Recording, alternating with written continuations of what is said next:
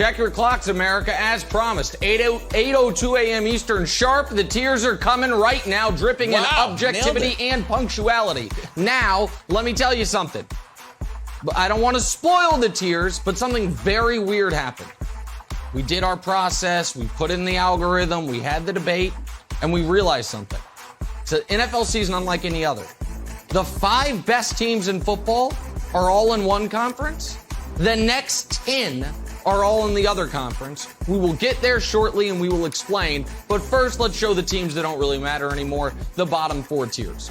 Congrats to the Jaguars for getting off that row. And by the way, the Bears. Right now, Chicago, you should feel great. Justin Fields, what a magnificent second half. I think you've got your quarterback. You know who shouldn't feel great? Kyle Shanahan. Oh, boy. Talk about the shine being off that rose. What is happening in San Francisco? All right, next tier. I guess.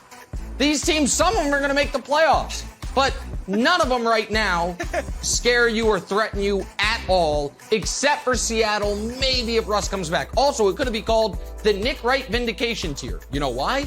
Because the Falcons, if the playoffs started today, would be in. And also, more importantly, Sean Payton, all week long, had the decision to make. Taysom Hill or Trevor Siemian. Taysom was healthy enough to play. You know how I know? He did play. You know who Sean Payton went? The only actual quarterback, Trevor Siemian. Good job, Sean. All right, now, AFC, arrow down. These teams, what's been going on the last month with these teams? You have the Bengals. Are you kidding me, Bengals? The Raiders, who they had been playing well, then they had a miserable game against the Giants, and also everything going on with them. Can't believe in them. The Browns, I understand they won this week, but they've lost 3 of 5. And the Chargers, after 2 awful games, you almost lose to Philly, arrow pointing down. AFC, arrow pointing up. Believe it or not, other than the Titans, these 3 teams have the 3 longest winning streaks in the NFL right now. 2, 4, and 3 are the winning streaks collectively for these 3 teams. It pained me immeasurably to have the Chiefs and the Patriots on the same tier. However, right now, they both deserve to be there. Now, one predictably is going to be going down, one predictably going to be going up. We're going to see. All right, must-win week. Now we get to the NFC. Oh, I'm sorry, no, we don't. Now we get to the AFC favorites, in quotes. I almost skipped these 3 teams. AFC favorites, and I put them in quotes because I don't really believe in any of these teams. The Titans, I understand. Now, I believe in the Titans' defense. That Titans offense was not good against the Rams on national television. It was covered up by the fact that Stafford essentially threw 2 pick-sixes. The Bills, since beating the Chiefs, got annihilated by the Titans, escaped against Miami, and lost to the Jaguars. The Ravens, on the other hand, are so confusing. They're 6-2, and a team that used to never be able to come back from double-digit deficits, now that's all they do. It's just double-digit deficits, comebacks all the time. But why are you down 14 in the second half to the Vikings? Why do you need a 66-yard field goal to beat the Lions? I don't quite get it with Baltimore, but right now those 3 teams have to be considered the class of the AFC. Now we get to the 5 best teams in football. Now is must-win week. These 2 teams. The Bucs and the Cowboys. The Bucs had a bad loss where they got thoroughly outplayed on both sides of the ball. Then they had a bye. This week, who do they play? Oh, yeah, they play, my apologies, Washington. So they've got to win. If they win, you can say the Saints game was an aberration. The Cowboys down 30-0 to the Broncos. You must win this week against Atlanta, frisky Atlanta, and then you go to Arrowhead the following week. Now, NFC number 1 contenders or just number 1 contenders overall. The Rams and the Packers. Rams and Packers, you might like, they both lost this week. They did both lose this week, but so did the Bucs. Lost their most recent game, and the Cowboys lost this week. The Packers lost without Jordan Love. We're not going to kill him for it. The Rams, that game really flipped on those 2 Stafford throws. We're going to give them a mulligan on it, and who are you going to put ahead of them? And then the easiest favorites thus far this year. It's time for the committee and myself to respect the Arizona Cardinals. I have been hesitant. I was hesitant when they were last undefeated team. I was waiting for them to lose. What the Cardinals did with no Kyler, no Nuke, no A.J. Green, lost Chase Edmonds on the first play, must be respected. And as much as it pains me, Cliff Kingsbury coached circles around Kyle Shanahan. So there it is. There's your committee's Week 10 tiers. It's an impeccable, inarguable list. Greg Jennings, I'd love to hear your reaction just because I really enjoy just, listening to you talk football. But your thoughts on the committee? I don't mind it. I think the number one thing that I love most about this is, Nick, you're finally admitting and giving in to the Arizona Cardinals' success. And it's not just about the numbers. It's about everything. We've been trying to tell you that when I was on the committee, and then I jumped off the committee because you just weren't coming around. But I'm glad to see that you finally came around. So I like the favorites. That's true. But the team that jumps out to me when I look at this and I see where you have the Kansas City Chiefs, I'm not going to even address that. It is what it is. They got a good win against the Packers without Aaron Rodgers. Applaud. But the Tennessee Titans, too. Yeah, the Tennessee Titans. You got to put more respect on their name. When you talk about how a team wins, it does not. When you're missing your best player, we saw the Green Bay Packers go into Arrowhead and not get it done because they were lacking their best player. You have the Tennessee Titans as AFC favorites. They went to L.A., SoFi Stadium, and they took down the Rams that you have as the number one contender without their best player. And you want to pour and you want to take the sunshine out of their light or out of their moment and put moon and forecast and everything else over it because their offense didn't play well. So what? Now the Rams don't have a good defense? Like, the Tennessee Titans have 3 superb wins. One, if I may add, over your Kansas City Chiefs, where they wallop the Chiefs. Yeah. Their remaining strength of schedule is the easiest in all of the National Football League. They have the Saints next week. After that, they play no one. And so this team, you have to look at them as a real contender. So you got to put more respect on this team. They're going to get it together, even without Derrick Henry.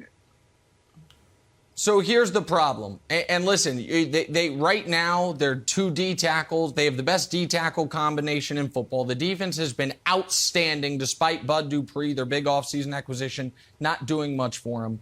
If Derrick Henry was out a month, then I would feel differently.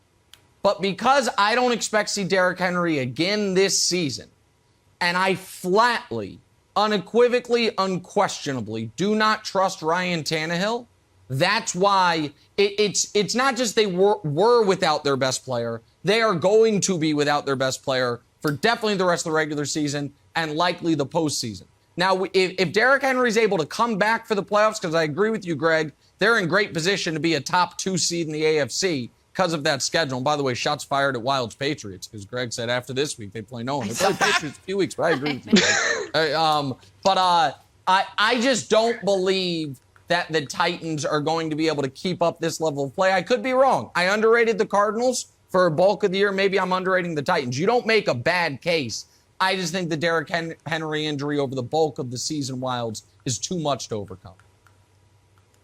Okay, so my petition is not going to be directed at you or the committee. I'm going to appeal to the hearts and minds of our viewers and listeners.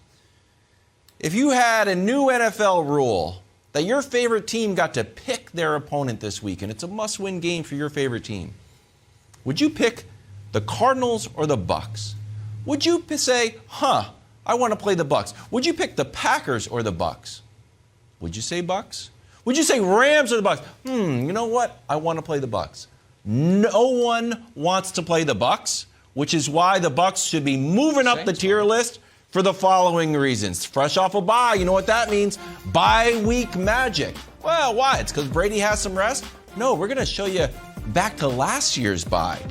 What in the world? 14-2 since last year's bye. Remember, he beat up on the Lions with no coaches. Those for 315 yards, a whole lot of touchdowns, high passer rating. Here's the other thing. It's not just Brady. That defense is fantastic. We're just kind of taken for granted just because they were the number 1 ranked rush defense 2 years ago, last year. This year, they're second, so I guess they've fallen off. Only giving up 4 touchdowns, less than 80 yards per game. You can't run on them. So when you can't run, guess what else? Your throwing game doesn't really do anything either. The secondary's banged up. Well, not after a bye week, they're getting healthy. Here's the last reason. Very, very easy schedule. This isn't the Titans. They only play 2 teams with a winning record from here on out. Brady was complaining about the 17th game. I said, good news, buddy. You're not going to have to play 17. You might even not have to play 16. Take that Jets game off, too.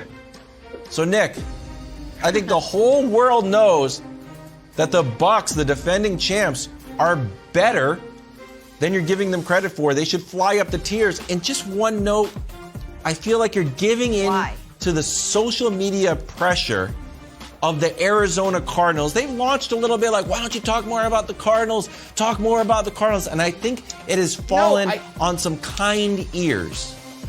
No one thinks that the Cardinals and Bucs head-to-head that the Cardinals would win. I don't know that I agree with you. I was just incredibly impressed. The Cardinals doing what they did against a desperate team that had to win in San Francisco with Colt McCoy as their starting quarterback. It's one of the most impressive. That game was over immediately. It's one of the most impressive wins of the season. But on the Bucs, can we just show the schedule again? The tiers are not predictive as far as what team will get the 1 seed. If they were the 2 seed. If they were, we would be giving more love to the Titans, for example. We'd be giving more love to the Bills. The Bills, even after this week, are in great shape to get probably the number 1 seed. So I agree with you. The Bucs, especially after the Packers and Cowboys losses, are in great position to be the 1 seed. The problem for the Bucs is this. We have seen them this year 4 times, pardon me. No, just 3 times, 4 times against teams that we expect to make the playoffs or are legitimate playoff teams. Possibly. Cowboys, Rams, Patriots, I suppose, and Saints. They have 0 dominant wins in those games. They have 2 dominant losses. So I agree the Bucs are the best team. I think that if you're a bad team, the last team you want to face is the Bucs. But if you're a really good team, what have you seen from Tampa that says you can't either beat them or have it come down to a field goal at the end? I don't know the answer to that. And so that's why I can't, Jenna, elevate the Bucs, particularly coming off a loss and then a bye. They did nothing, obviously, in the last week. They didn't play to be moved. Baked in a little Patriots compliment, so I'll give it to you. Thanks for watching. Subscribe here to get the latest from the show. Also, be sure to check out more of the best clips from First Things First, or go watch a few segments from our other shows on FS1.